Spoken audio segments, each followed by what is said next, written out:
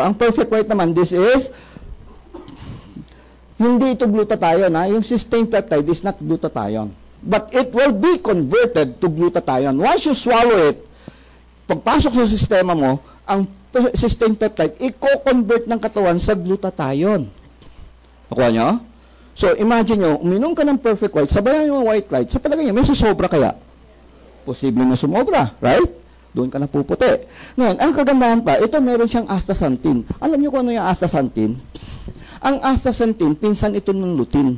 Lutein ay para sa mata. But then, ang astaxanthin is 5 times more powerful than lutein. 5 ulit pa ang lakas niya. Mas maganda pa kaysa lutein? At ito, sinong gusto bumata ng 5 taon? Taas ang kamay.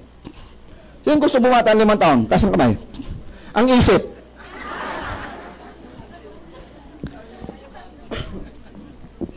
Okay, seriously. Who wants to look 5 years younger? Okay. Ito ang gagawin nyo mamaya. Pag uwi nyo sa bahay, kuha ka kagad ng picture. Tumatawa. Pero serious na nga ako eh.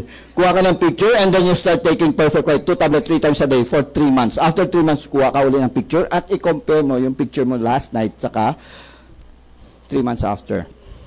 Anong bakit ko pinapagawa yan? Kasi kung araw-araw nakikita mo mukha mo sa salamin, hindi mo makikita ang pagbabago.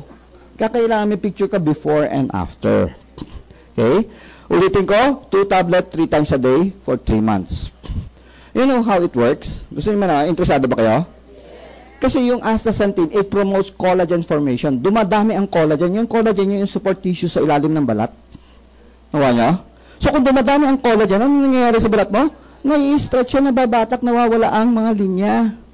Ito yung tinatawag natin Botox-less facelifting. Hindi mo kailangan magpa-injection ng Botox para mamukhang bata. Okay ba yan? Okay. So, maganda ba ating produktong Perfect White?